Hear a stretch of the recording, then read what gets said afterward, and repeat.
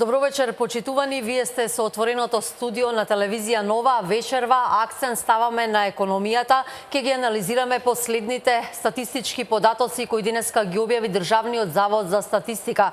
Невработеноста во последниот квартал од ланската година е намалена и во моментов изнесува 23%, што според бројките кои што ги објави Државната статистика е на најниско ниво од осамостојувањето до денеска. Како дише бизнисот во услови на долга политичка криза и во кој правец е македонската економија, ке зборуваме со моите и ваши гости, универзитетскиот професор Томе Неновски. Добро вечер, професоре, и благодарам што сте во студиото на телевизија Нова.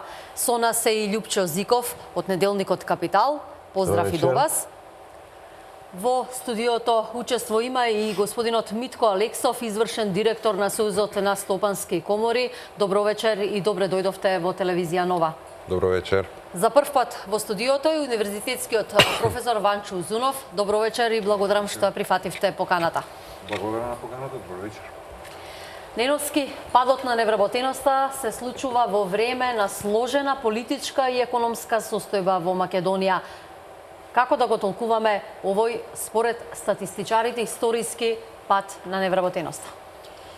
Тој збор историски мене малце ми смета. Значи, секој нов податок го открстиме како историски. Ние треба да се движиме надолу и надолу, да дојдеме до некој уште подолно ниво, затоа што и 23% е навистина за почит, меѓутоа се уште е висока стапка.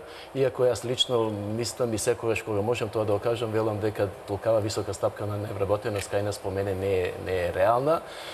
Според некои анализи што се прават од мои некои колеги во економскиот институт, таа е некаде можеби 15-16, а според агенцијата за вработување дури 11%. Ако тргнеме по меѓународниот стандард, дека невработени се оние лица кои што сакат да работат, бараат работа, не може да ја најдат работа. Добро, тоа е класична дефиниција. Меѓутоа, стапката на невработеност перманентно се намалува во еден период од неколку години наназад. Меѓу другото би рекол можеби најсилно заради дејството на неколку фактори, а првенствено е оние неколку акции на владата како ги крстија тие Македонија вработува и незаобиколно влијанието на странските инвеститори кои што со отварањето на погоните отворија можности за влегување на работна сила според нивните потреби, што од друга страна ни создаде и барем за мене, гледајќи од професорска гледна точка, еден благопријатен амбиент да тие форсира изградба или образување на кадри кои што ќе одговарат на нивните потреби за да можат тие да најдат работно место. Мислам тука на инженери од различна технолошки инженери од различна струка и заживеа на некој начин техничките факултети, не само општествени теории факултети. Спрема тоа се отворат мали бизниси со по неколку илјади евра земат помош од владата и треба еден ден да направиме анализа да видиме каде таа невработеност сега се лоцирала.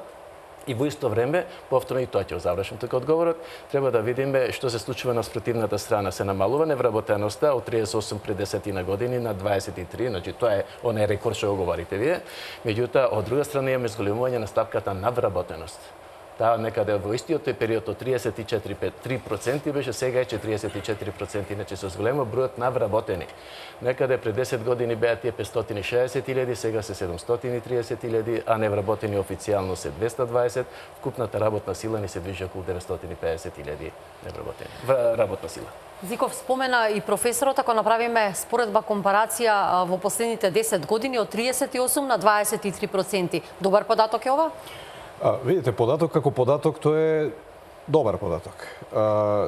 Јас имам проблем со тој податок. Мислам, стапката не е денеска намалена, таа се намалува низ месеците и годините назад.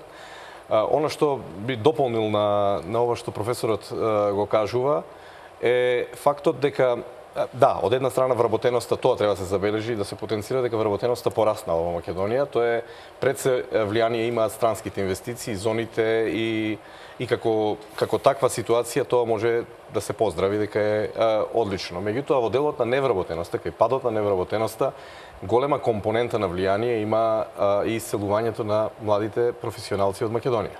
Значи, тој е период, во овој цел период на назад, значи не би го да не ме разберете погрешно, не би го крстил политички во овие 10 години, веројатно во последните 15 години, меѓутоа трендот е застрашувачки. Јас денеска, подготвувајќи се и за оваа емисија, седев со еден пријател од бизнисот кој води голема софтверска компанија во Македонија, каде што вели дека буквално секоја недела млади луѓе си даваат отказ со образложение дека одат да работат во Германија, во Норвешка, во Франција, во Холандија. Пред тој факт не смееме да замижеме. Веројатно тоа не е само одлика на Македонија, тоа е одлика на цел регион, меѓутоа треба да се каже, искрено, фер е да се каже дека врз намалувањето на стапката на невработени во Македонија, ова го кажувам не од аспект на тоа политички пароли да шириме сега, него да бидеме искрени самите пред себе, бидејќи лекот можете да го најдете ако воспоставите вистинска дијагноза. Големо влијание имаше и оваа компонента врз намалувањето на невработеноста. Зашто е ова важно? Заради тоа што многу е битно капацитетот дали ќе се исцрпи за вработување сега во наредниот период, во следната година, година и пол, две. Бидејќи се согласувам и со тоа дека многу млади луѓе и остануваат овде, земаат по 3-4 илјади евра од државата. Не знам колку тоа може да помогне да отворите денеска еден бизнис. 3.000 евра е 180.000 денари. Што се прави за 180.000 денари во Македонија не знам. Моделот на бизнисот, меѓутоа е да речеме дека и тоа така. Прашањето е колку сега економијата на микрониво има капацитет да ја упие овој оптимизам, така наречен, кај младите луѓе. Значи, тоа е многу битно. Значи, не е само вие да ја формирате компанијата и да тргнете со работа, многу е битно што правите во првата година, во втората година, дали веќе на крајот на втората година не се откажувате од бизнисот, па не можете да ги вратите парите и така натаму. За околу невработеноста јас тука би застанал, претпоставам дека ќе ја развиеме анализата. Ќе ја развиеме темата секако. Господине Алексов, доаѓате директно од бизнис секторот. Има ли нови вработувања? Го спомена професорот и проектот Македонија вработува 2. Знаеме дека во земјава во изминативе години во континуитет доаѓа и странските инвестиции, што донесе до пат на невработеноста и еве вработуваат ли микро и малите компании или се борат за опстанок? Па генерално микро и малите компании во Македонија во овој период, последниве 2,5 години, може да кажеме дека се борат за опстанок. Значи, главниот фокус е да се опстане во бизнисот. Тешко е да се води бизнис во овој период. Тешко е да се инвестира, односно да се земат одредени кредити за развојни проекти, инвестициони проекти. Туку, како што кажа, фокусот е да се остварат, ефектуираат тие веќе превземени обврски спрема своите партнери и да може да понатаму опстане бизнисот. Меѓутоа, не може да кажеме дека и домашните компании не вработуваат. Секако вработуваат во оној дел каде што има потреба од нови кадри. Во зависност од структурата или конјунктурата на луѓето кои бараат работа, како што беше споменато и тука, постои одреден недостаток на кадри кои треба на некој начин со таа синергија помеѓу бизнис секторот, стопанството и академијата, универзитетите да се надмине во следниот период. Значи, симптоматично е да одредени компании веќе и потенцираат специфични струки кои се јавуваат како недостаток на пазарот. Дали е тоа во IT секторот, дали е тоа во креативните индустрии, меѓутоа и во самото стопанство одредени специфичности од машинската струка, металопреработувачката струка, но исто така и кадри од средното стручно образование во градежниот сектор, во прехрамбената индустрија, така да имаме недостаток на кадри. Во колку има луѓе кои сакаат да работат, може да се најде работа кај странските инвеститори, меѓутоа и кај домашните. Господине Узунов, како ваквиот песимизам ќе се одрази на растот на бруто домашниот производ? Кој песимизам? Овој песимизам што го зборуваме, што го начнавме. Песимизмот за обстојувањето на малите и микрофирми. Песимизмот не е само за малите и микрофирмите. Ако има песимизам, он произлегува од тоа што ние веќе 2-3 години се наоѓаме во политика криза и работите не се движат напред. И тој не е само кај малите фирми. Значи, Митко збореше за мали и средни фирми. Липшо збориш за IT фирми, ја пред некој ден имав состанок со луѓе од финансискиот сектор, банкари и такви финансиски институции, и они се исто така во ситуација во Грч, ќе преживееме ли? Добро, ќе преживееме, пошто се тоа моćни институции, меѓутоа дај нека завршува затоа што вака не иде. Така што одговорот на ова прашање е многу едноставен, тоа не може да се одрази позитивно врз растот на бруто домашниот производ и не само на тој показател, туку на било кој друг макроекономски показател. И не само макро, но ајде за макроекономските показатели зборуваме, бидејќи едноставно економијата не функционира на своето потенцијално ниво, него многу испод него и со тешки маки, со тешки и судни маки. Сега ајде да дојдеме до овој проблем на невработеност, ако го поврземе со целото тоа. Значи, ја не би се врзал толку за бројките, бидејќи ние се уште не ги знаеме децидно. Еве, колегата Неновски рече, тие и сега не се 23, него е помалку, според анализите на... Има анализи, тоа можеме и да го коментираме, Ама дури со тоа примери значи- да го кажеме. Точно така, јас сум согласен со тоа. Ама ако е сега помалку, тоа значи не претхода не било 38. Секогаш е таа бројка кај нас Може ли да коментираме ова? Треба да се објективизира состојбата. треба да се објективизира Да состојбата. видиме навистина кој е тој што навистина бара работа, а не да седи на бирото, на како викаме агенцијата, да добива некакви надоместоци и да не прифаќа работа. Јас пример им дам на студентите што се случило во Винојук. Да им нуди работа, тој вика не сака да работи, тиле Точно евра ги сака- печели во сивата економија. Точно сакав на ова да се врзам. Значи, ако не се држиме за бројките, туку ајде да видиме квалитетот на целиот процес. Ја немам проблем со тоа да има акции за вработување. Меѓутоа, да знаеме една работа. Тие се многу опасни. Од друга страна, бидејќи не се одржливо вработување. Тоа ме многу добро сеќавам, мислам и другите сеќаваме. Во социјализмот ние имавме акции за вработување. Точно тоа го правеше. И баш така се вика, акции за вработување се вика. Лекари во задруги работе. И тоа не даде ефекти. Тоа се неодржливи работни места. Така што тој проект, политички аспект е добар за оној што го спроведува, но дали е добар стварно за економијата, останува многу големо прашање. Втора работа. Кога луѓе се вработуваат во индустрија, услуги и така натаму, тоа е добро. Но колку има во администрација? А во администрација, кога чекаат од овие производни и услужни дејности да платат даноци за да им се платат платите. И тоа се повторно едва и одржливи работни места, односно одржливи со задолжување. И тоа ќе биде понатаму проблем дали ќе бидат тие места одржливи. А кај овие што се места во индустријата, да, добро. Тие се странски инвестиции или домашни предпријатија, тие се на вистинско вработување, бидејќи тие не верувам дека вработуваат ако немаат потреба. Но тука мора да се размисли па за висината на платите. На долг рок треба да се размислува како да растат платите на тие луѓе, бидејќи просечната плата во стопанството, за разлика од она што го викавме нестопанство, е многу пониска. За разлика од финансискиот сектор, администрацијата или науката, технологијата и другите овие услужни дејности. Многу голем дел овие странски инвестиции, фабрики од странски инвестиции или во текстилни фабрики, домашни или било кои други, значи луѓето работат за едвај она гарантирана минимална плата. До 9-10 или денари, 12 ако добие некој што е среќен, а во некои фабрики викаат дека ги добиваат па праќаат дел. Тоа све мора многу убаво да се разгледува за да дојдеме до контекстот дали де факто Македонија е на оној свој пат да го решава тој проблем и дали е тоа одржливо. Ова што професорот Узунов го кажува, значи треба да се разговара и за висината на платите. Од таму треба да се извлече заклучок дали имаме ние оно што го викаат квалитетно вработување.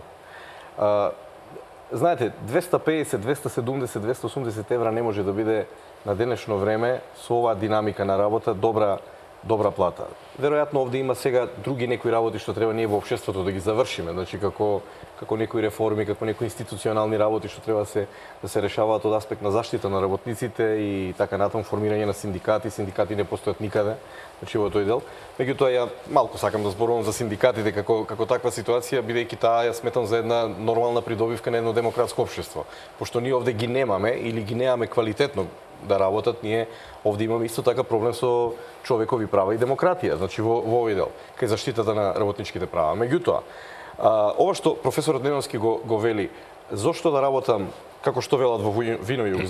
Зошто да работам таму за толку плата кога во сивата економија можам да заработам 1000 Това евра? беше пред неколку години, сега може да е смената ситуација. Не, сега и појако е сега, професоре. Значи, ја од реален сектор доаѓам, гледам секој ден што се случува, вие сте сосема во право. Значи, овде ценам дека имаме ние проблем со филозофијата на пристапот кон решавање на овој проблем, бидејќи, знаете, како велат, секоја економска политика крајна цел е да отвара нови работни места, но прашањето е сега како ги отварате. Ако ние детектираме, еве јас отворено кажувам, значи подпишувам дека сивата економија во Македонија е прилично голема и дека прилично агрегира голем број вработени во сивата економија се агрегираат од Македонија, меѓутоа ако е платата 1000 евра таму, 700, 800, 900, 1000 евра, а ако е во овој сектор што не е сива економија, во зони, во некои приватни фирми каде што потпаѓа под законите на Република Македонија, тој мониторинг е 250 до 280 евра, тогаш ние мораме да го промениме како економска политика, како општествена политика, како политика на некоја една влада.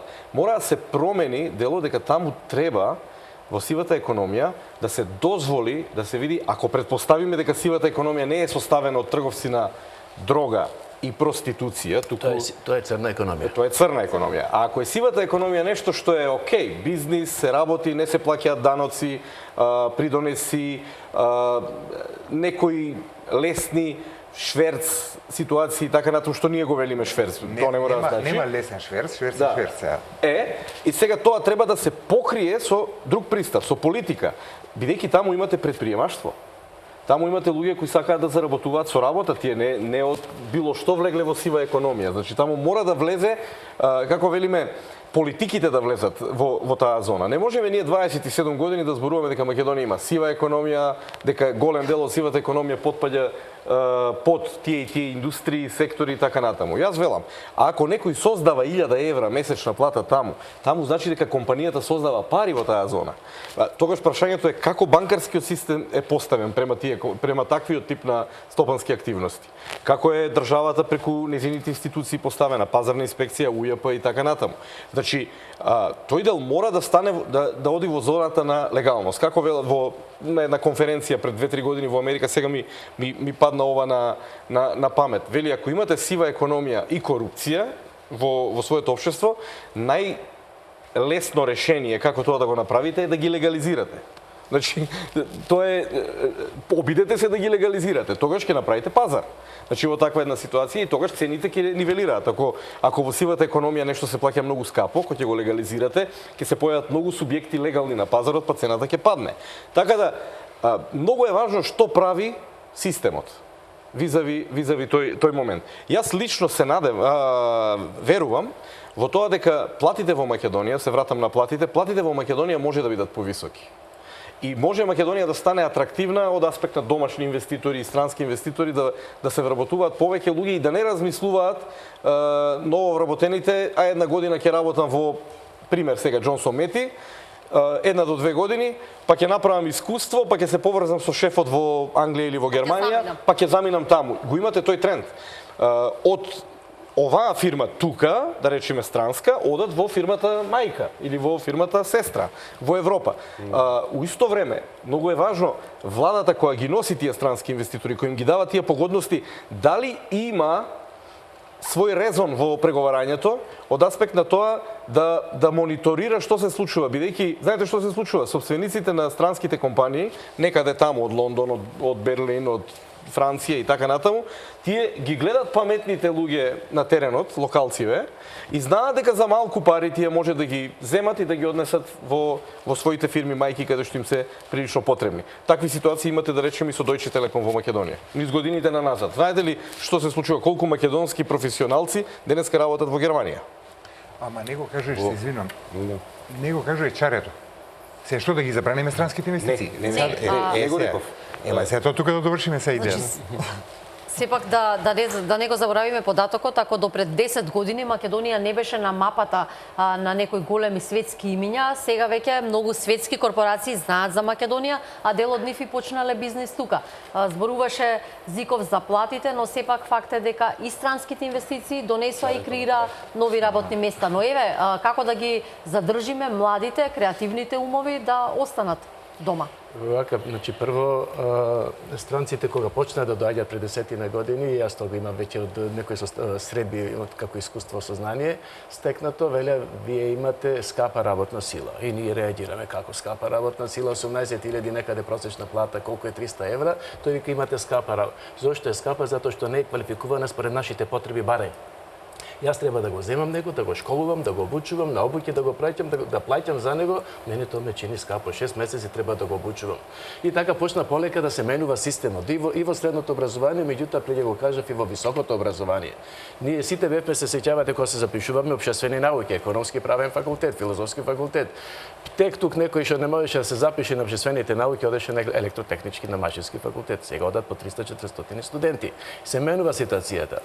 Тие што се дипломирани инженери не верувам дека работат за 250 евра. Тоа може да како податок, како го имате, вие треба да го кажете. Јас од она што го знам, тие земат кои повеќе 800.000 евра и така натаму. Може би е многу, може би е малку. Сега од аспект на перцепција шира. Да, кај странските инвеститори, за оние што се во текстилните фабрики се согласувам.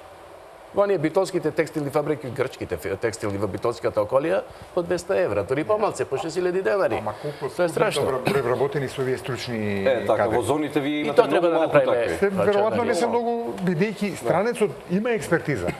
Волам, иначе не би почел да работи Он тоа. доаѓа овде за полуквалификуваниот труд кој што е за него ефтин. А нормално дека за да го контролира и организира ќе стави неколку инженери. И за да го вртат процесот. Добро, ама без инженери ноу-хауто не може да го работи. Апсолутно, али пак најголемиот дел е во голема мера полуквалификуваниот. инженерите после година 2-3. Значи ја немам екзактно истражување за таа работа. Нормално на оваа тема ние можеме да зборуваме нешто со кое се содруваме секој ден и слушаме. Значи познавам и неколку такви примери. На пример, 1-2 години ќе работи во зоните, ако е он добар инженер, значи го гледа дека е добар инженер и тој заминува. И сега професорот Озунов рече чарето кое е. Веројатно за чарето ќе одвоите на крајот 15 минути, меѓутоа во овој дел како гледам на таа работа. Македонија мора да се фокусира што ќе развива во наредниот период. Ние некако некритички развиваме се.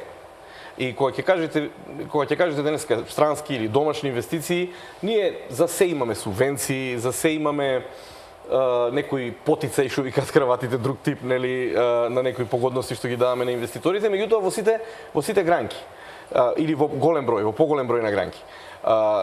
Ја мислам дека на среден рок Македонија мора да фокусира што ќе развива и во тој дел да ги бара своите силни капацитети. Например, еден од тие сектори каде што ние исто така имаме проблем во водењето на економската политика, тоа е да речеме земјоделството. Вие не можете да разговарате за субвенции во земјоделството. Ние овде разговараме дека субвенции во земјоделството. Земјоделството треба да се подели.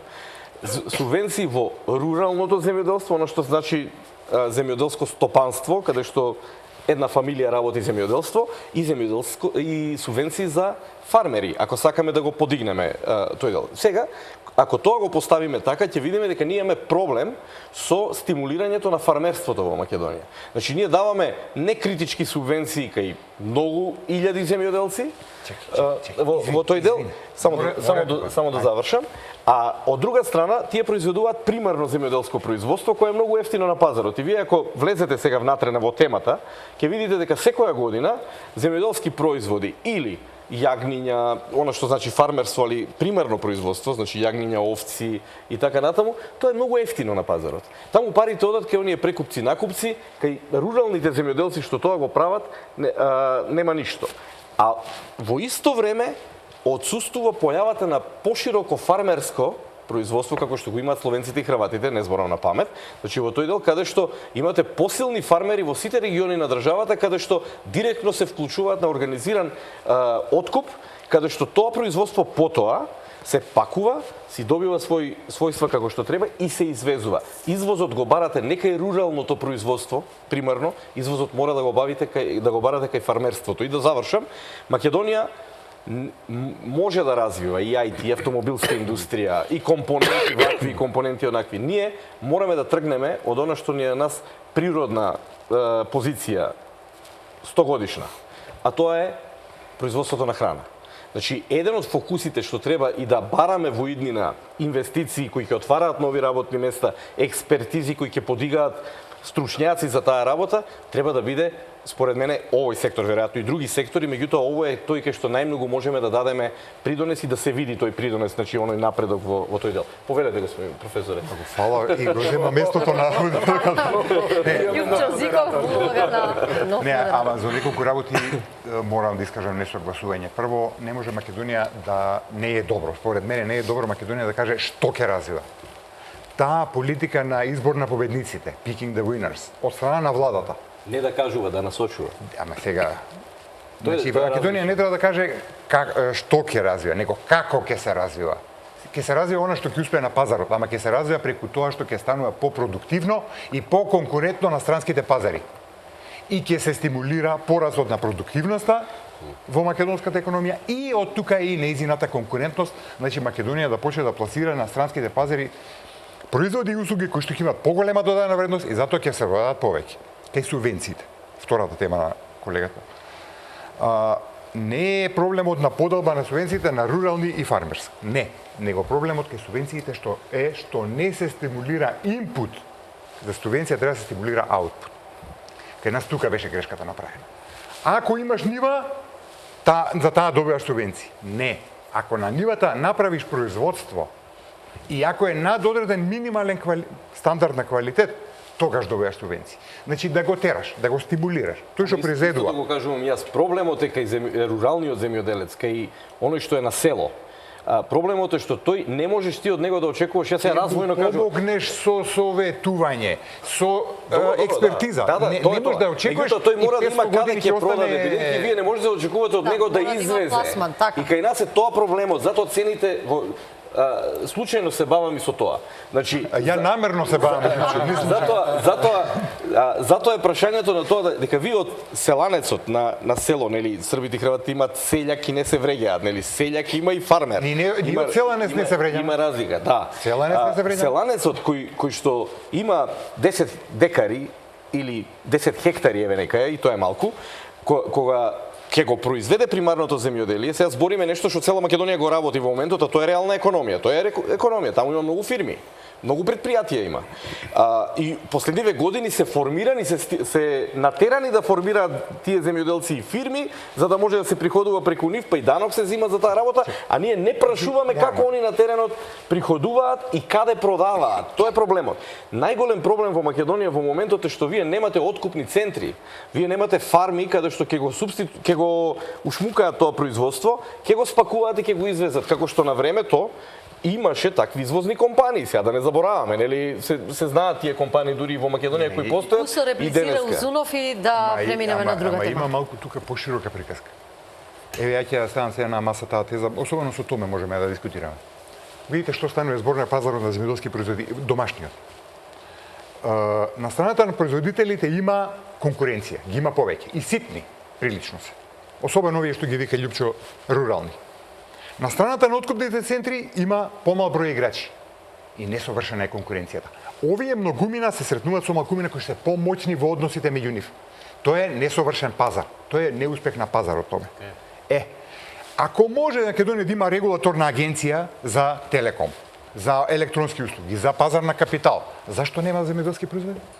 Буквално да го регулира пазарот во интерес на двете страни или на целиот синџир во производството. Примарно, преку откупни центри, преку преработувачки центри, до извоз. Треба да арбитрира. Не. Сега, регулација на пазар е стварно сложена задача, ама си има стручњаци и се знае како се регулира пазар. И тоа не е политичка функција, него е технократска задача на луѓе што знаат. Пазарна регулација е уметност, ама ние мора да почнеме да учиме, бидејќи едно од лекциите што ЕУ ни ја испорачува и ќе ни ја испорачува во иднина. Пазарот ги убива. Јас сум зборал со тие што ги викаш рурални. Па вика ни да произведеме квалитетно, ќе дојде и ќе ни рече или за волку откупи го или ќе офрлиш у река. И јас што да правам? Тука мора да се најде регулаторот да го тоа. Значи не да пропишува максимални цени, минимални цени. Во откупот се регулира пазарот пазарно. Значи пазарно ќе се регулира ако има конкуренција во страната на откупот. Нема да се регулира добро ако е несовршен пазарот, ако има неуспех. Затоа мора да се лечи тој неуспех со добро регулирање на пазарот. Ние го оставаме тој пазар див или намерно див, за да некој ги собира кајмакот, а други пазари ги регулираме, што не е фер. Ако мислам дека отворивте една дискусија која што навистина отвора место за стратегија. Да се не да правиме, можеме да дискутираме еден ден, многу прашања отворивте, ја се согласувам, има и за и против и така натаму, меѓутоа треба да направиме нешто, и тоа е компаративната предност на Македонија, се согласувам. И тука можеме и конкурентност да направиме, извоз да поттикнеме, производство да зголемиме, работоеноста таму да ја зголемиме така натаму. Меѓутоа вработеността е начнавме и некако отидовме во земјоделскиот сектор. Само една работа сакам да кажам, значи во иднина и во образовниот сектор, повторно ќе се свртам на мојата струка, нашата струка со Ванчо. Средното образование ќе треба малце да го менуваме, би го применил јас онај германскиот модел каде што оди паралелно теоретски со практичниот дел, да можат луѓето полека да се оспособуваат со матурирање, да тој е готов за на пазарот. Ако сака да продолжува да учи, нека учи. Меѓутоа, кој ќе биде завршен средношколец со некаква струка, веќе струка, специјалност некоја да ја речем, тој да биде директно вбризган во економијата, да биде спремен за работа. Да не чекаме тој па ќе се запише на факултет, па се влечка 4-5 години, па кај има пракса и кај нема пракса и така натаму, не е готов до 30-та година. А вака на 18-та година би го имале готов како некоја специјалност, што ќе го Само накратко за земјоделието. Сојузот на стопански комори во својата стратегија за економскиот развој на Македонија во делот на земјоделието, значи прецизно кажува дека нас не е потребно иновативно земјоделство. Ние сепак во земјоделството произведуваме суровини кои се со ниска цена. Значи мора да одиме на иновативно земјоделство, производи со поголема додадена вредност, кои ќе имаат повисока вредност и ќе бидат поконкурентни на странскиот пазар. Нашиот пазар е мал, така да претежно земјоделското производство мора да биде конкурентно на странските и да се извезува. И странски инвестиции во преработка на земјоделски производи, таргетирано да се привлекуваат. Тоа би било идеално. Идеално, не знам зашто не се прави до сега. Па, кажавме повеќе пати. Значи, не е лесно, веројатно. Во делот на странски инвестиции, например, некој Несле или Хајнц или некој од такви големи компании, кога ќе дојдат, па целиот домат, пиперки, краставици, производство... Те научат како да произведуваш, каква квалитет бараат, со тек на време површини. Ама ние стално го кажеме примерот со словенците, кога фруктал, кога ни ги земаа скапаните јаболка од нивите и ни ги враќаа во еден високо квалитетен сок. Да. Затоа што ние имавме на Сокара, конзервна беше нека фабрика во Скопје, одамна е памтам, јас па исчезна. Сокара беше во Царев двор, седе се викаше и сега немаме. Куца пауза за реклами и продолжуваме со вечерашната емисија. Гледајте не.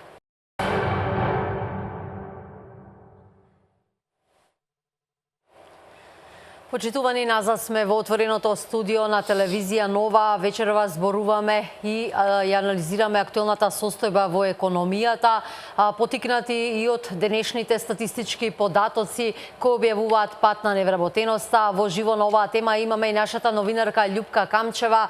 Љупка, последните податоци на државната статистика, ако компарираме 2006 и денеска 2017, секако податокот се однесува за ланската 2016, покажуваат намалување од над 14% на вкупната невработеност во Македонија. Тоа е отварање на нови работни места. Што друго покажуваат бројките кои ги објавија статистичарите?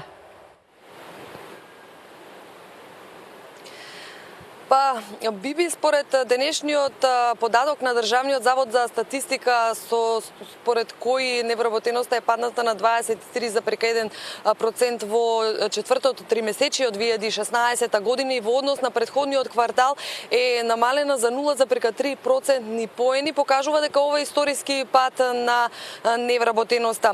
Пат на невработеност има во повеќе категории во сите старосни структури, и кај младите до 24 години, кај оние од 25 до 40 години, од оние од 50 до пензионирање. Сепак и покрај ова останува висок процентот на бројот на невработени лица кај младите до 24 години, и тој изнесува 47,3%. Од 25 до 49 години 22,3% се невработени, а додека невработени се речиси 17% 10% од лицата од 50 години до старосната граница на пензионирање. Меѓутоа, сепак со овој податок се покажува дека во 2015 година бројот на невработени лица е намален за 30.000 лица споредено со во 2016 споредено со 2015 година. Секако ова е голем пат на невработеноста ако се споредува со пред 10 години кога тој процент изнесуваше дури 38,5%. Невработеноста се намалува како резултат на новоотворените работни места и со проектот Македонија вработува 1, со проектот Македонија вработува 2, меѓутоа и со странските директни инвестиции кои што исто така отворија нови работни места. Овој податок е од исклучителна важност, посебно во вакви сложени политички и економски услови, и тој би бил поголем пат доколку не би била политичката криза. Напише и лидерот на ВМРО ДПМН Никола Груевски на својот Facebook профил. На оваа тема колегата Иле Петревски денеска подготви прилог, па предлагам овде да го погледнеме. Стапката на невработеност во Македонија продолжува да паѓа. Во четвртиот квартал од ланската година невработеноста е спуштена на 23,1% и е на најниско ниво од самото осамостојување на земјава, објави државната статистика. Бројките покажуваат дека во однос на цела 2015 година има намалување на невработеноста за 3%, што се однесува квартално. Невработеноста во однос на истиот период лани е пониска за 1,5%, а во споредба со претходниот квартал невработеноста е намалена за 0,3%. Стапката на вработеност пак во истиот период изнесува 43,5% и е на највисоко историско место во Македонија. Официјалните податоци покажуваат дека во земјава има нешто над 950.000 лица кои се во категоријата активно население. Од нив 731.000 се во редовен работен однос, додека околу 220.000 лица бараат ново вработување и се водат како невработени. Во најновиот извештај стои дека невработеноста се намалува кај возрастните категории на граѓани и тоа кај лицата од 25 до 50 години на годишно ниво има намалување за 1,3%, кај највозрастната категорија на граѓани до 64 години невработеноста е падната за 2,5%, додека кај најмладите, односно од 24 години, состојбата не е променета во однос на истиот период лани. Намалувањето на невработеноста во земјава ја искоментира на својот Facebook профил и лидерот на ВМРО ДПМН Никола Груевски. Ова е значителен податок, бидејќи падот на невработеноста се случува во исклучително сложени економски и политички услови, кои се предизвикани од политичката криза која што беше наметната во нашата држава. Овој пат ќе беше уште поголем доколку завршеше оваа политичка криза. Инаку имаме пад од над 14% на невработеноста, од 38% во 2005-та на досега рекордни 23,1%, или тоа се над 170.000 нови работни места кои се отворени во периодот додека ВМРО ДПМН има одговорноста да управува со државата. Затоа е потребен крај на политичката криза, а единствено тоа е можно преку нови парламентарни избори, каде граѓаните ќе може да го кажат својот глас и да гласаат за програма која е понудена и позната на граѓаните, пошто ќе биде формирана стабилна влада за сите граѓани. На Македонија е потребна стабилност. Нашата цел е стабилна, унитарна и просперитетна држава, која чекори кон остварување на своите стратешки цели, држава на среќни граѓани. Напиша Груевски на социјалните мрежи. А телевизија Нова анализира како се намалуваше невработеноста во последниве неколку години. Анализата ја започнуваме од 2010 кога стапката на невработеност изнесуваше 33,5%, а во Македонија имаше речиси 310.000 лица кои беа невработени. Позначително намалување на невработеноста е забележано во 2013 година кога заврши со стапка на невработеност од 28,6%. Бројот на невработени се намали на 275.000. 2015 заврши со стапка на невработеност од 26,1%. Само за подсетување, пред 10 години стапката на невработеност изнесуваше 38%. Љупка, од прилогот на нашиот колега Иле Петревски можевме да видиме и низ бројки како се движела невработеноста и каде и во кои сектори, како што и спомена ти пред малку, имало најголем пат. Државната статистика денеска лиферуваше и податок за раст на бруто домашниот производ во четвртото тримесечје. Кои се бројките од таму?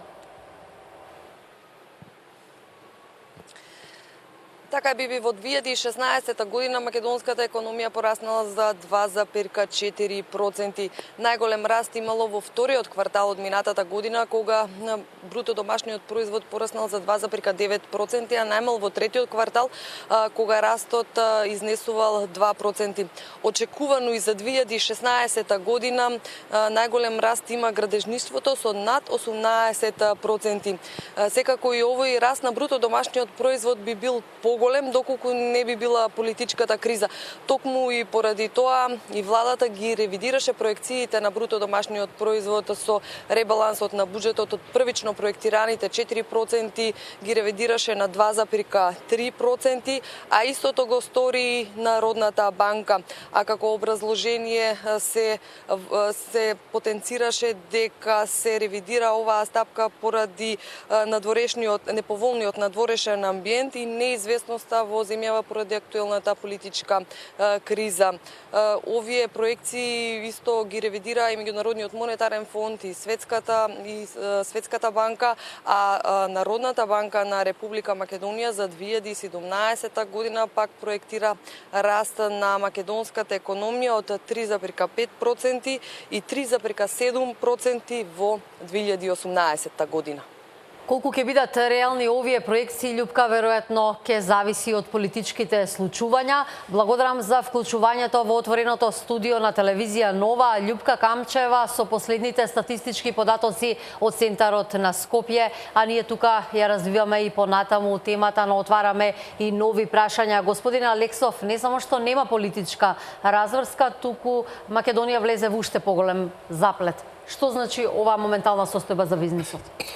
Оваа моментална состојба е неповолна за бизнисот, затоа ние и во континуитет потенцираме дека потребно е што е можно побрза разрешница на политичката криза, бидејќи стопанството не може да, и при приватниот сектор не може да функционира во услови на нестабилност, во услови на несигурност, односно потребна е одредена предвидливост и одредена известност за што ќе се случува понатака.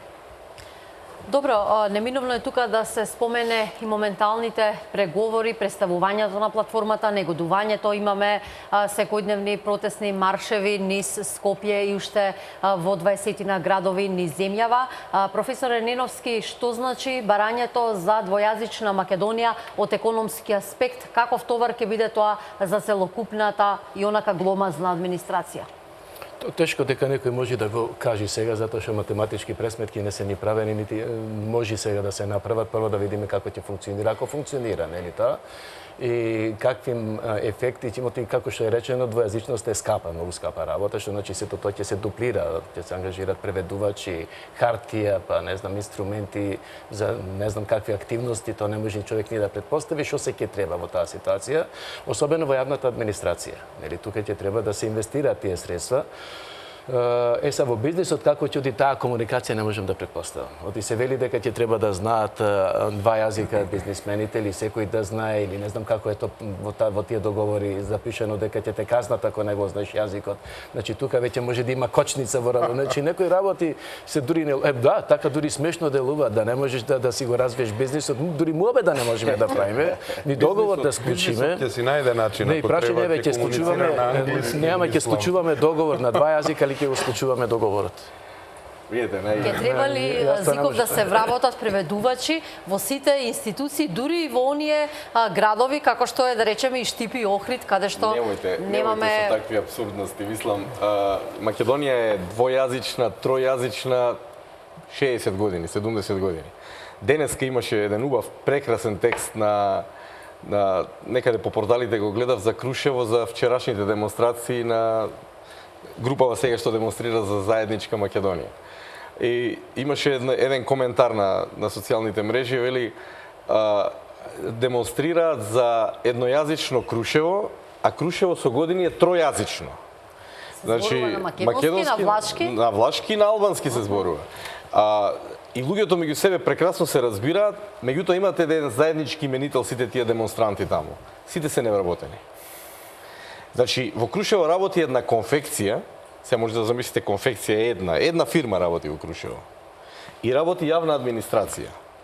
И ние очекуваме од Крушево да стане Сент Мориц, скијачки центар. Значи, ви се молам, оваа тема, поглупава тема не постои. Што ја отворивме сега, кај што сме заглавени со двојазичноста, тројазичноста, еднојазичноста и така натаму. Ако знае некој да ви објасни од политичариве што моментално едните што демонстрираат, другите зашто преговараат, значи ова е оттргнување на вниманието од вистинските проблеми. Јас ќе збора малце, ако ми дозволите, за вистинските проблеми, визави, ако сакате и визави двојазичноста. човек. И на реалната фирма денес, луѓето ја прават фирмата, нели?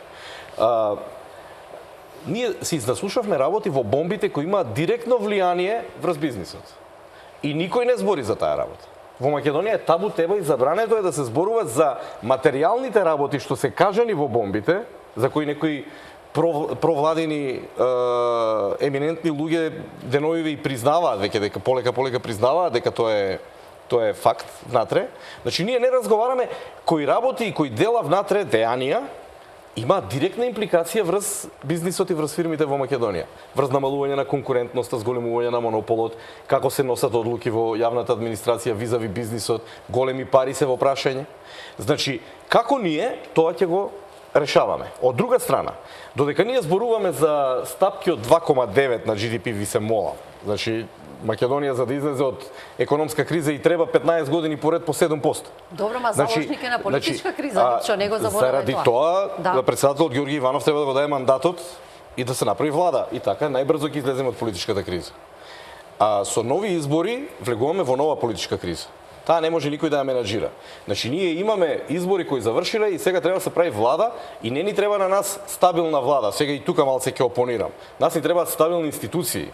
Владата, стабилни државни институции. Владата може да не биде стабилна, Италија има нестабилни влади, Франција има нестабилни влади. Значи, владите може да се менуваат, министри секој ден на реконструкција можете да ги менувате. Може утре дуи да ги извади своите министри од сегашната влада на Емил Димитриев и имаме проблем. Но нашиот проблем нема да биде тоа. Нашиот проблем ќе биде нефункционирањето на институциите во Македонија. И паралелно на целата оваа приказна сега имате компании кои се задолжени, кои се неликвидни, земаат кредит да поделат плата, кои ги губат пазарите секојдневно, кои ги губат добрите стручни лица вработени од компаниите секојдневно, каде што нема инвестиции во домашни инвестиции, каде што банките се ригидни во делот на домашните инвестиции да кредитираат заради ризикот што го имаат од актуелната политичка ситуација, се согласувам. Значи, никој за тоа не води сметка. Сите ние велиме дека сме намалиле невработеност, се согласивме за тоа на почетокот, во ретето, таа бројка и така веројатно и помала, се согласувам и за тоа дека бројката е помала. Меѓутоа, едно е вие да кажете и да се пофалите дека сте намалиле невработеноста, сосема друга работа е како име на компаниите кои треба да вработуваат. Никој не ги прашува дека сигурно ќе се согласиме овде дека се удавени у неликвидност. По банките имате хипотека од втори, трет ред веќе заведена на компании кои земале кредити во некое минато време од пред 3 години, денеска доаѓаат веќе у ситуација да повторно да земат кредит, ама се високо ризични. Не може ни банката да му даде кредит, да збориме за добри компании. Да, од како трае политичката криза, претежно фирмите земаат кредит за да преживеат, а не да влезат во нови инвестиции. Да, ма Билјана, предолго сме во таа работа и мене ужасно ми смета да е се решено во Македонија, окей, ќе збориме и за двојазичност. Меѓутоа, овде, само да завршам, овде имате толку суштински работи за животот на компаниите, на луѓето внатре. Децата ни одат по странство, ни се иселуваат, ние се бавиме со теми од крајот на 19-тиот и почетокот на 20-тиот век. Двојазичноста ја збориме, а утре да добиеме датум за преговори и да влеземе во Европска Унија хипотетички за 5, 6, 7 години, сите овде треба англиски да зборуваме. За што збориме ние? Македонски јазик? До Табановце ќе ни треба македонски јазик и до Богородица доле ќе ни треба македонскиот јазик. На 150 километри го збориме македонскиот јазик. Дајте да учиме други јазици. Професор Узунов, одржлива ли ќе биде таа двојазична Македонија скроена според платформата што ја договорија во Тирана албанските партии? Дали сте ја виделе вие платформата? Јас ја имам прочитано и делови од неа. Вие? Колку мислите луѓе од овие што се на улица виделе 2 слова од неа? Треба да ги прашаме. Ја мислам ни еден.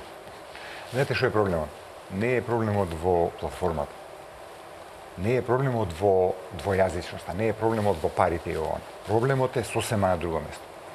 И ја не мислам дека македонците и албанците денес се мразат повеќе или сакаат помалку од пред една недела или од пред еден месец или од пред една година. Не. Политичката криза во Македонија проистекува само од еден единствен проблем. Што постојната власт не сака си оди мирно. Тоа е тоа. И ќе измисли 300.000 проблеми. А најбрзо решение на кризата, рече и стопанството. Викаме сите, треба брзо решение.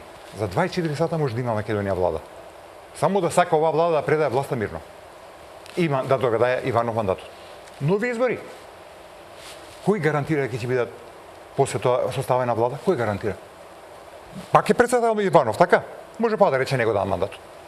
И уште, значи 3 месеци најмалце до нови избори. И 3 месеци нова влада, па нови избори, па нови избори, па нови избори. А можеме денес да имаме влада. До утре са бајле. Тоа е проблемот. Од каде го гледате? Што мене ме сеќира на изјава која даде председателот на Дуи Ахметиов едена на некој интервју, тој вика може политичката криза да потрае уште 4 години. И сега тоа малце мене како представник на економската фела во земја многу ми непријатно ми делува. 4 години, ние 3 години веќе се соочивме со надолни тенденции, еве велиме 2,4 пораст на БДП, тоа треба да биде 4, 4, 5, 4, 6, 4 пораст во нормални услови, а ако уште 4 години имаме таква некоја ситуација. Не велам за неговото размислување, јас не одам во политиката, не разбирам. Мислам не одам во резонирање на политичките изјави. Али да речи 4 години може да трае уште политичката криза, јас се префрлувам топката на економски план и викам, значи ние за 4 години можеме банкротираме. Томе има решение на неговата теза одма. Другиот ден го вика Иванов, му вика еве ти го мандатот. Кој те чека 4 години, имаш 20 дена. Не додеш за 20 дена, тогаш трет. Веројатно ги имали тие перцепции кога го кажал нештото, дали може да се добие или не може да се добие од председателот. Може би сакал да засили брзината на одлуката. Јас не рекол политички аспекти зафативме да ги оставиме политички. Не, ама затоа овој нека и влезе во чекори па се. Господин Алексо, зошто бизнис заедницата не излезе со така наречена економска платформа во која што би се представиле повеќе економски мерки кои би биле од полза на бизнис заедницата?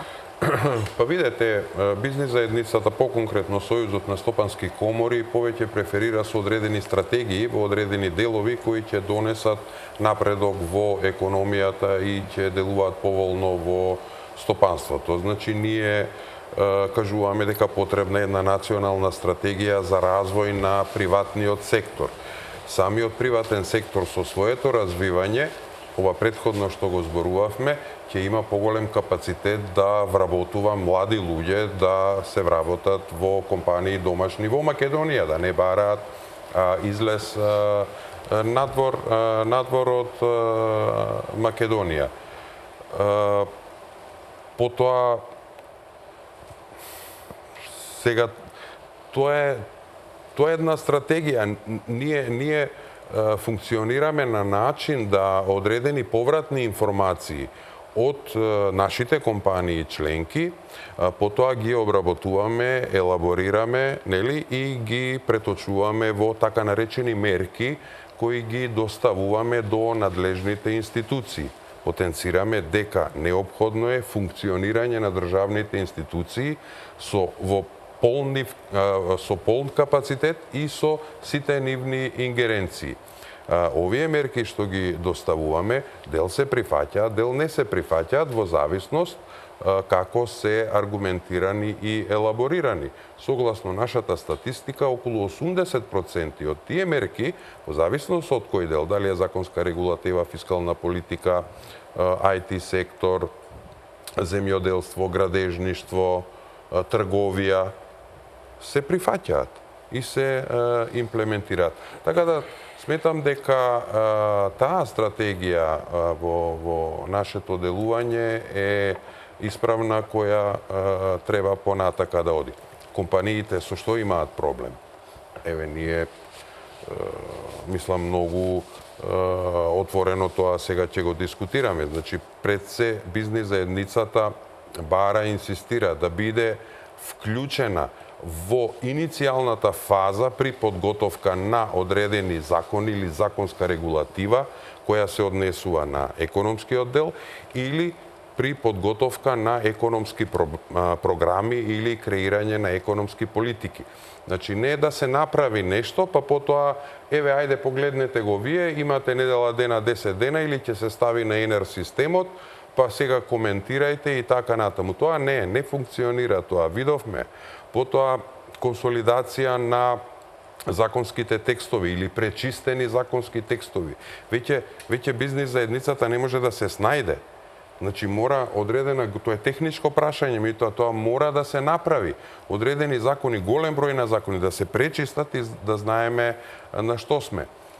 Потоа во делот на така наречени парафискални давачки или одредени административни бариери, понатамошна дерегулација, борба со сивата економија, односно елиминирање на сивата економија која придонесува за намалување на конкурентноста или не се конкурентни токму овие компании кои не се во делот на сивата економија. Професор, малце коментар да. Значи овие дена јас многу позитивно примив една информација која прочитав дека организацијата на работодавачи на Македонија, така се вика таа, нели? Има, да. Направиле некоја своја програма од 70 мерки, групирани во 5 групи на така некакви области кај би се действувало. Позитивно од аспект дека луѓето размислуваат, дека гледаат каде се проблемите, ги лоцираат и ги подготвуваат. Сега кога ова би го надминале од политички аспект како проблем, веројатно ќе ги пласират и ќе ги презентират. И јас не сум прочитал таа програма. Меѓутоа важно е нешто да се движи, да се создава едноставно бизнисот да не тлее во депресија. Да размислува дека овај ден мора да заврши. Али после тоа треба да се живее и да се работи, да се создава. Така да комуницирање на фондови каде што ќе се доделуваат или ќе се определуваат строго наменски кредити со пониски каматни стапки за извозно ориентирани компании кои ќе се бават со извоз. Континуирана поддршка на извозно потенцијалните компании во државата. Докапитализација на Македонската банка за поддршка на развојот. Секторски нека биде владата или кој треба нека одлучи кои се стратешки сектори во државата, поголем докапитализација, значи поголема сума на пари со поволни каматни стапки каде што ќе можат компаниите да ги искористат. Тие се работи кои ние како стратегија да ги наречам. Малите и средни предпријатија очекуваме во првиот квартал веќе да биде усвоена стратегијата, имаме нова стратегија за следниот период за мали и средни предпријатија. Ние сме учествувале како Сојуз на стопански комори во подготовка. Има одредени делови кои се надеваме позитивно ќе делуваат на економската состојба и клима во стратегија, бидејќи цел овој период можеме да слушнеме да се зборува во земјава за така наречена албанска платформа, наместо да зборуваме за платформи во образованието, здравството и во другите значајни гранки кои навистина би дале голем придонес во земјава. Професор Узунов, ја споменавме платформата и навлеговме малку и зборувавме за актуелните политички случувања. А како гледате и како би се извела операцијата со двојазичните пари кои се споменуваат? Тоа не е прашање воопшто. Тоа не е прашање. Тоа се политизира од полуписмени политичари. Морам да бидам многу искрен. Значи, ние сме економисти. Томе, Битко, кога гледаш парата, се битни нулите или буквите? Ти е битно што можеш да купиш со парата или што пише на парата? Ајде. Тука има еден друг проблем. Значи, ние живеевме во Социјалистичка федеративна република Југославија, федерација беше, имавме заеднички пари, нели? И на парите, како оние кои беа печатени на топчите во Белград, имаше тријазичност. Српско-хрватски, словенечки и македонски јазик. Српско-хрватски затоа што цела Србија со се Косово и Водина го говореше тоа, хрватски, босански, останавме ние и црногорците исто, значи на три јазика, меѓутоа тоа беше федерација. Сега, значи, во оваа ситуација не е федерација, ако се случи тоа како што веќе се заговара во такви идеи, нема да има, значи, двојазичност на самата пара. Не би смеело да има затоа што тоа упатува на федерација. Значи, јас како ја разбирам таа, ако евентуално се реализира таквата некаква акција, би требало паралелни валути, меѓутоа со други дизајни. Затоа што ние имаме сега дизајн кој што е овај, а дизајнот сигурно дека албанската страна ќе бара да ги има нивните некои обележја и така натаму. И ќе се инсистира, ќе има конкурс. Не може да се дизајнира како ќе му текне нацията, конкурс па да се избери дизајнерско решение. Па ќе се избери решението, па ќе се определи количина според апаните која ќе се печати, па треба се печати во дела РУ, кај што се печатат денарите сега. Во количина не знам колкава. Колкава цената ќе е, Народна банка ќе каже. Прво, прашањето, темата за двојазичноста на парите е манипулативно поставена. Прво, таа одлука не е донесена. Второ, Е предпоставено прашање, што би било кога би било? Сега, јас управо сакам тоа да го одговорам сега. Значи, знаете ли кога ќе се отвори дебата за пари, за знаме, за химна, како што се вели, знаете колку ќе трае таа дебата во Македонија, вакви какви што сме ние? Таа дебата нема да има крај. Да. Значи таа ќе се дебатира, па конкурси, па уметници, па кој ќе го добие бизнисот, па тоа има да биде чудесија од дебатирање. Ние до тогаш на тема на пари, семете Црна Гора како пример. Има евро. Има уведено евро. Ние до тогаш имаше и колумна, мислам дека Стојан Андов имаше колумна вчера, завчера на таа тема. Можеби, а мислам дека и Народна банка нешто како да изјави овие денови, овој период дека Македонија може да биде да рачуна дека има услови за воведување на еврото како валута. Сега не ме фаќате за збор, мислам дека тоа Некој го предлагавме во Македонија одамна. Да. Може да се отвори тоа прашање. Вие кој ќе го воведете еврото како национална валута, оваа тема веќе ја нема. Значи, сакам исто така друго да кажам. Значи, ние треба да направиме економска платформа која ќе има за цел зголемување на инвестиции, отворање на нови компании, отворање на работни места и давање шанса на македонските компании посилно да излегуваат надвор, да бидат посилни, поконкурентни. Кога ние ќе втора платформа, образованието, трета платформа, реформа, здравството, кога ние тие платформи, културата, во културата ќе се субституираат многу од овие проблеми што сега ни се појавуваат на нас како интеретнички проблеми. Преку културата многу работи може да се пеглаат. Значи, кога тие работи ќе ги отворите на маса и кога, ајде да разговараме малку и проактивно, кога ќе се настојува на тоа да добиеме што поскоро датум за преговори со Европска унија, кога ќе почнеме главите да ги отвараме. Погледнете ја Србија што прави. Секој втор месец отвараат по една глава на преговори. Завчера бев во Белград, дента кога бев ја во Белград ја отворија глава 27 предприемаштво. Разговараат и цела Србија разговара за предприемаштво и оние предпристапни фондови, унијата што ги дава за таа работа. Луѓето влегуваат во друг филм. Ние имаме погрешен филм. Ние сме како нација овде заведени и внесени во еден погрешен филм. Филмот е рани години на 20 век. Ние уште се занимаваме со некои за нас така наречени екзистенцијални национални прашања. Не е тоа прашање, повторно ќе кажам, македонскиот и албанскиот јазик се зборуваат до Табановце, до Дебар, до Крива Паланка и до Богородица. Кој ќе ве слушате, одите во Грчка, македонски и албански проаѓа? Не. Отидете во Србија, проаѓа? Не. Морате да знаете тамошен јазик. За овде бизнисмените ќе се снајдат бизнисмените како таму парите играат, не игра многу јазикот во целата работа. Значи, дајте да бидеме порационални. Парите не се тема.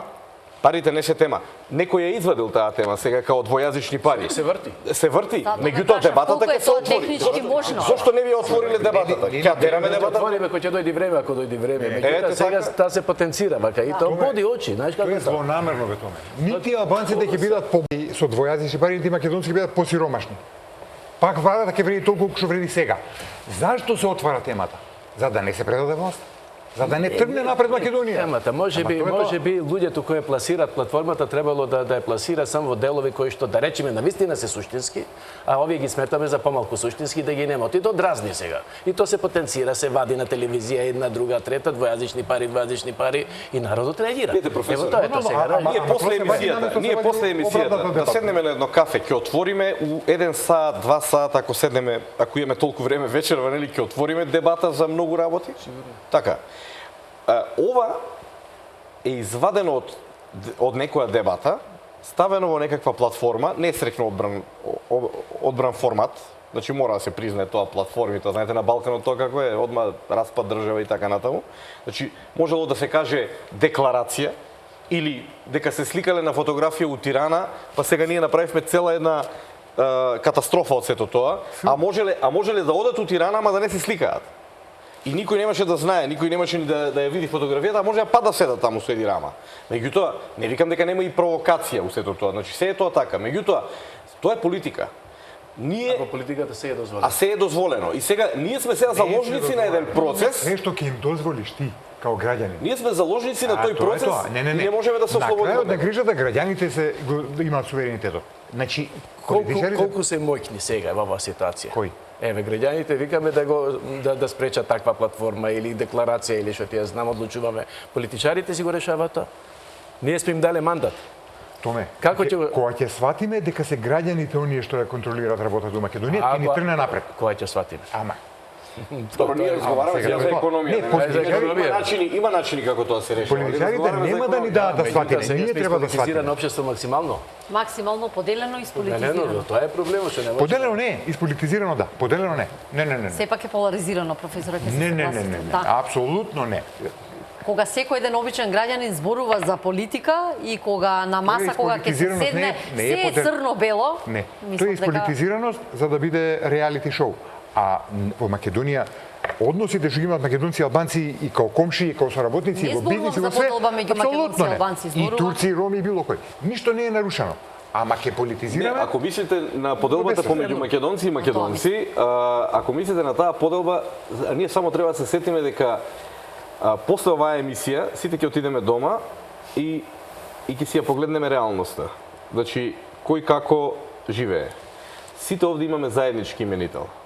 Значи, вечерва зборуваме за економија.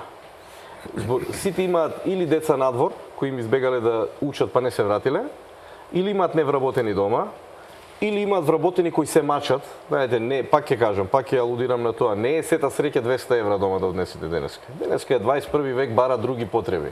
21 век бара технологија, софтвери, живот. Лајфстајлот ви е сосема друг. Погледите на свет ви се сосема други. Сето тоа чини малку повише од 200 евра. Не малку повише, повеќе чини за таа работа. Затоа луѓето заминуваат, затоа кај нас веќе не се атрактивни ни работните места. И од јавна администрација излегуваат и одат во Германија. Значи, тоа е, ние треба да се соочиме со гломазноста на македонскиот проблем. Ние имаме проблем со моментот во кој екзистира оваа држава. Со, ако сакате, културолошките норми во оваа држава се проблем. Ние имаме проблем со луѓе кои се аутсайдери на домашната сцена, затоа заминуваат, одат, има луѓе борци кои не ќе да го издржат овој момент. Тоа е заложничка драма е ова, Билјана. Значи ние мора да се ослободиме од неа. Значи тоа е знаете, не може економија да прави песимист. Економијата секогаш ја прави оптимист и по теорија е тоа така. Ние мора да креираме оптимистичко општество. Вие не можете да креирате песимистичко општество и да очекувате 5% раст на GDP. Значи во заложничка драма само уште треба да додадеш. Кои се заложници и кои оние што ги држат заложништво? Мислам доволно кажавме. Мислам кој е паметен, ние дури и премногу кажавме веќе околу таа работа. Правиме уште една куса пауза за реклами и ја завршуваме вечерашната дискусија. Гледајте не.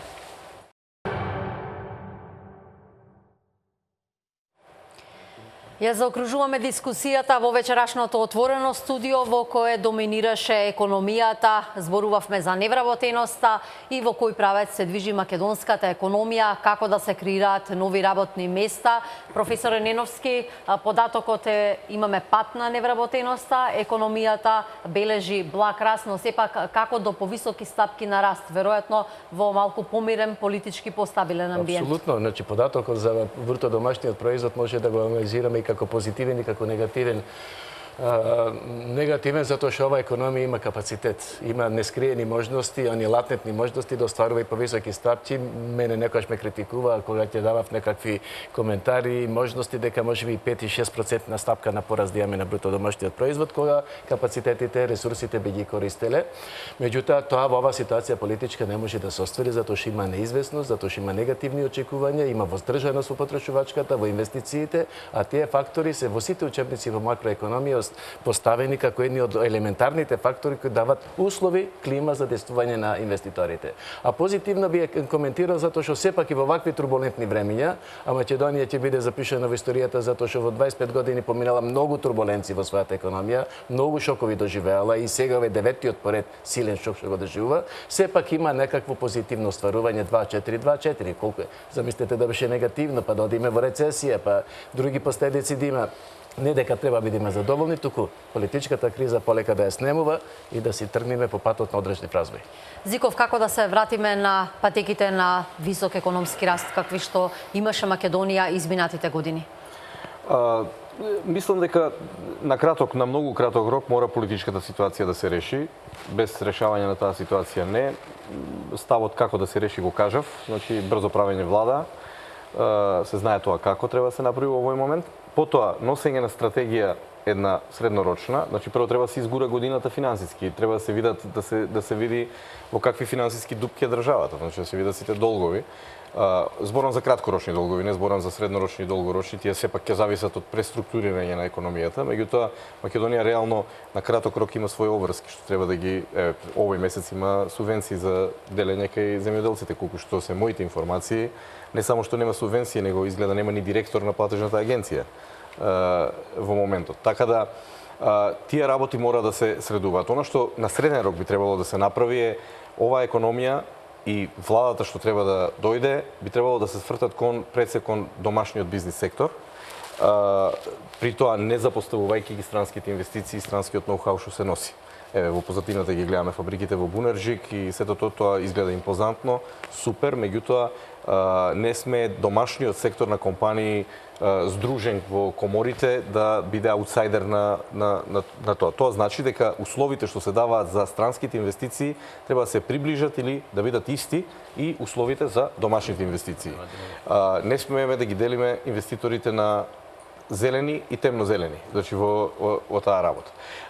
Кога тоа ќе се направи, кога фондовите на државата, кога Македонската банка за поддршка на развојот, која вече не ја спомнавме, е силен стожер во развојот, или би можела да биде ако не е нашава тоа, кај неа би требало да има една силна докапитализација, да може таа да излегува отворено со поризични кредити кон домашните компании кои сакаат да инвестираат, да се прави тоа, значи во тој дел. И со тоа да се подига полека инвестицијското ниво во Македонија. Се отвараат нови компании, нови фирми, мали и средни предпријатија, не со по 3000 евра. Тоа е, мислам дека е смешна работа. Значи, во Македонија треба да се отвараат фирми минимум од 50.000, таа помош да биде па нагоре. Во тој дел, да се младите кои излегуваат тие млади контингенти, да им се даде шанса во тие стартапи, во иновацијски технолошки центри да можат да останат бар некое време тука, да видат некоја шанса, да може да се интегрираат, значи она што значи мало и средно стопанство или поголемо стопанство. Бидејќи Македонија реално нема многу компании, тоа е проблемот наш. Вие немате денеска да ставите во еден поширок кош повеќе од 100 компании кои нешто значат. Знаете, во топ 200 во компаниите се појавуваат спортски кладилници во Македонија. Зунов, македонската економија беше светла точка кога и пред да почне оваа политичка криза, затоа што сепак имаше и книжеше добри и позитивни резултати кои беа пофалени од меѓународните финансиски институции, но веројатно причината за стагнацијата секако се политичката нестабилност, затоа што знаеме дека не само домашните и странските инвеститори кои сакаат да дојдат во земјава и да почнат бизнис, бараат известност и стабилност. Да, дефинитивно политичката ситуација има своја висока цена врз економијата и јас согласувам со ова мислење дека треба тоа што побрзо да се реши, не полека, многу брзо. Многу брзо, најбрзо што може да се реши. Тоа било знаете, она има човек кој што сите лекари му викаат треба да идеш на операција, вика чекај сега на есен, па да година на пролет, не. Сега. Тоа е тоа. Друго нешто што е тука интересно со македонската економија, и тоа мислам дека треба ние малци да го стварно истражиме. Македонската економија покажуваше многу подобри резултати кога беше оној период на големо задолжување, поголемо задолжување како последниве години. Сега има период на задолжување заради раздолжување на домашниот пазар и овие евроврзници што се носат од надвор, кои што се вбрезгуваат свежи пари. Тоа значи дека оние стапки што ги имаше повисоки претходно македонската економија се врзани за брзината на задолжувањето или на таа пара што доаѓа од надвор. Тоа е тој недостаток на домашна акумулација на домашни инвестиции, кои што Македонија ќе мора да го реши на некој начин во некоја среднорочна идеја, бидејќи тоа не може да остане на овој начин да биде финансирано. Затоа што задолжувањето има свој крај и ние не сме многу далеко од него. После тоа ќе треба обратен тренд. Што значи, ја не би мислел дека е ова нивото на потенцијалот на македонската економија, многу поголем потенцијал, меѓутоа тоа ме дали се 5-6 без задолжување, не сум сигурен. Дотолку побрзо, ајде уште побрзо да решиме политичката криза, да дојдеме до нормалниот потенцијал и да видиме како може да го зголемуваме. Тука е конкурентноста, продуктивноста и сите оние позитивни квалитативно позитивни помаци што можеме да ги очекуваме. Само мал коментар. Значи, највисоките стапки на пораст во последните 10-12 колку ни се години од 2006 навамо кои броиме се 2006, 2007, 2008 година. 5-6% некаде. Времето кога ние за прв пат се раздолжувавме. Кога вративме не знам колку 300 и кусор таму. Светски пазар беше сосем обратно. Добро, меѓутоа стапките беа тогаш највисоки. Ние трендот на позасилено задолжување го имаме од 2012 навамо. И претходно, 10. 2012, податоците ги имам веќе напамет, затоа што многу нови дебатни емисии се коментира како се движел толгот. Значи, од 2012 почнува еден позабразан тренд на задолжување и овие по 2 години со евровртницата една во пред таму 2015, па 16 и така натаму. Така да можело и без задолжување во тој период. Можело со искористување на капацитети, со рационална фискална политика и така натаму. 2006 година Македонија заврши буџетски суфицит. Беше смешно. Апсолутно суфицит. Меѓутоа даночните промени и реформи го донесаа. Да. Меѓутоа, тоа значи дека наредните години беа полесни. 7, 8 и конјунктурата на светскиот пазар. Сега го немаме тој луксус. И 9-та не фати светска криза. Господине Алексов, ќе биде ли домашното стопанство мотор на економијата, ќе се врати ли на здрави нозе? Така е, потребна ни е макроекономска стабилност, потоа стабилност и хармонизација на фискалната и монетарната политика, да го зачуваме финансискиот, банкарскиот сектор стабилен и добро капитализиран, бидејќи тоа е поддршка за стопанството. Без банкарска поддршка ниедно стопанство никаде во светот не може да функционира и како што кажав, ќе повторам, една национална стратегија за развој на приватниот сектор кој ќе покрене напред и ќе вработува нови луѓе. Приватниот сектор, домашните компании можат и мора да бидат двигател на економскиот развој во земјата. Да очекуваме дека наскоро ќе има крај на оваа долгогодишна политичка криза и сепак ќе зборуваме за некои посветли работи, односно за раст во економијата и добра состојба во бизнисот. Почитувани, благодарам што изминатиот час и половина бевте со мене и со гледачите на телевизија Нова. Тука го завршуваме вечерашното отворено студио во кое зборувавме за економијата. Ве поканувам да останете со телевизија Нова. Имаме нови информации во точно 22 часот.